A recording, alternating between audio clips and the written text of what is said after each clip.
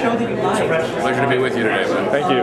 I've been with the Call of Duty franchise from the beginning, since it was a twinkle in the developer's eye. So this is, God, I think it's the 10th or the 11th game they produced.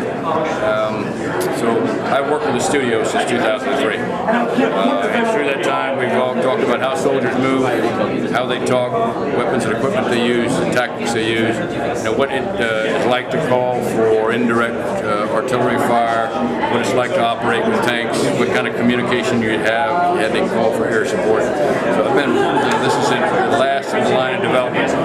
We wrestled at the beginning of, as they finished World War, I sat down with the Treyarch smart guys and we drank amber beverages where you get your best ideas. And we talked about where we're going to go in the next game. The Cold War era held a certain fascination for us. The what-if scenario was talked about. What if the Russians had actually attacked into Germany in 1983-84? They decided they want to do more of a commando special ops. We talked about Delta Force, different scenarios. And when I deployed, I actually deployed recently to go overseas for a year to help the Army. While I was gone, they found this Delta Force, kind of like the grandfather, the ancestor, the predecessor of Delta Force, was this commando operation called Studies and Observation Group. Did the same kind of missions as Delta in a more dicey time.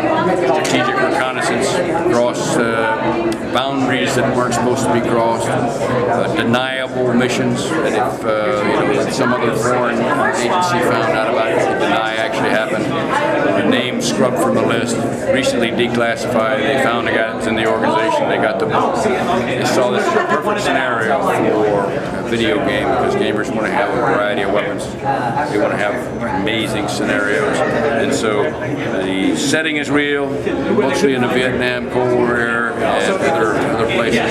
The unit is real, and then there is a great fictional story that's been created and developed in here. Sounds great. Sounds like you've been heavily involved in making sure it's true to life, realistic. Right. No, this team. The one thing I've been impressed with, when I first brought into work, the video game guy, I said, I'm not a video game guy. They don't want me. And I said, we get lots of video game guys. We want a military guy that can look at it from a military set of eyes that we're doing the right thing. And I was not enthusiastic initially, but when I saw the level of dedication and passion that developers had, putting the game out, getting it exactly right, I was a big fan, and I've been working with them ever since. I'm available continuously for any questions they've got, and as they move along. And I think you'll see that they continue to get better and better. They've reached this level of development is absolutely quite incredible as far as artistry, as far as action, as far as the audio.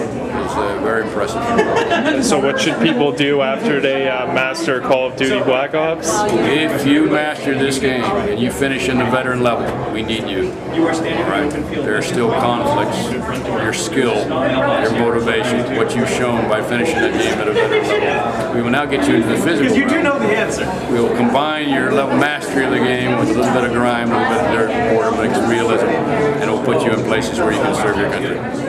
Thanks so much for your time. Great to see you.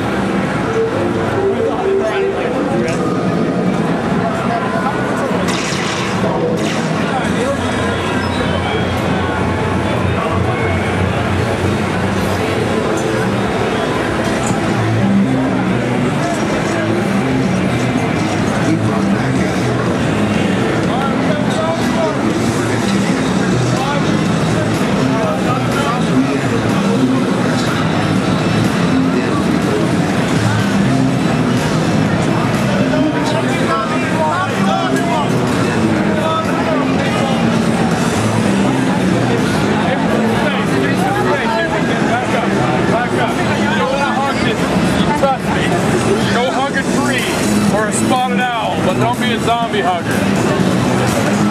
Careful, sir. Watch the back. Watch the back. Watch the back.